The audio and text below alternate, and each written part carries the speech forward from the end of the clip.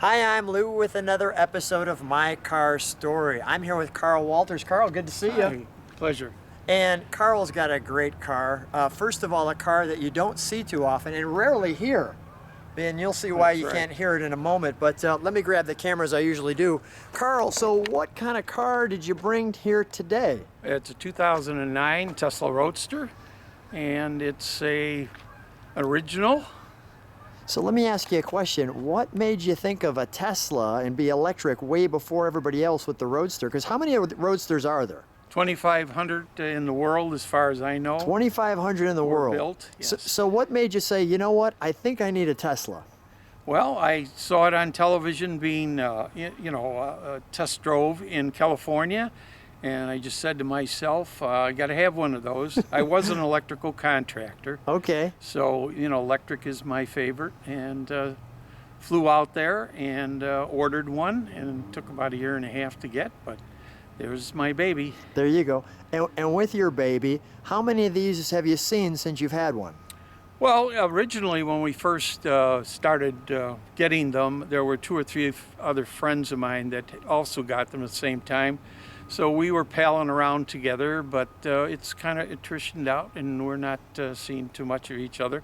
I haven't seen one in a couple of years, actually. So it's amazing. It's a 2009 car, and yet you hardly see it. So let's take a look at our car that we don't see too often. Here's our main attraction, and I'm a fan of blue for those who watch the channel. So of course, when I saw Carl, I said, Carl, we've got to video your Roadster. And for the Tesla Roadster, what's the color of this car? That's called electric blue. That makes sense, doesn't it? Electric blue. And there's a little tow hook up in front, and the Tesla emblem, and the headlights. And now it's got vents in the front, but you were sharing with me, these vents obviously aren't for the motor. What are these vents for? That's the air conditioning, and also I believe it helps cool the batteries and the electronics. So we've got that there. Let's take a look at the car from the side. When you're really paying attention to it, you can see that it's something different, because at first glance, I thought it was a Lotus. But it's obviously not a Lotus, and there's little styling cues that show us that. One of them is this indentation right in there. You don't see that too often.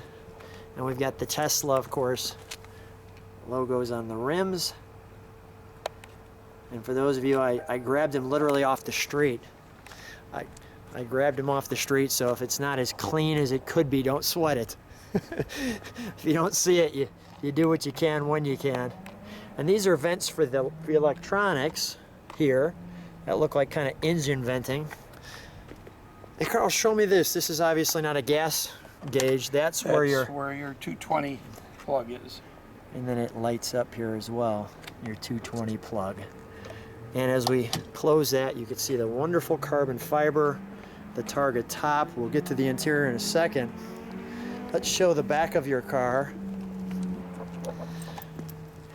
And the back has that Lotus feel. And you shared that these cars were from England originally? No, I said that the frame and the body was assembled in the Lotus factory and then shipped to California for full assembly. So the Tesla or the Lotus facility? The Lotus facility. So that's why they look so much like a Lotus. Mm-hmm. Okay, all right, got it. That all's making sense now. You've got the back window with the big speakers back there. If you would open the trunk area, because that's quite interesting. This is where the engine comes, and you can see it pops open like that. And right off the bat, this is where the batteries are. Batteries are back there, and the electronics are here, and below that is the watermelon size motor. The watermelon size motor So that you can see here. And with the induction motor. And the interesting thing with the induction motor on this car, only 110 pounds in the trunk, is that this car is not a slow car. No, it is not. This car goes 0 to 60 in 3.9 seconds, which is similar to a V10, most V10 Vipers. So that's pretty good. Let me show what that looks like from there. Get kind of a look at that. Okay, let's shut that. That kind of, we'll call it the engine compartment. Snap shut, and I'll open the door.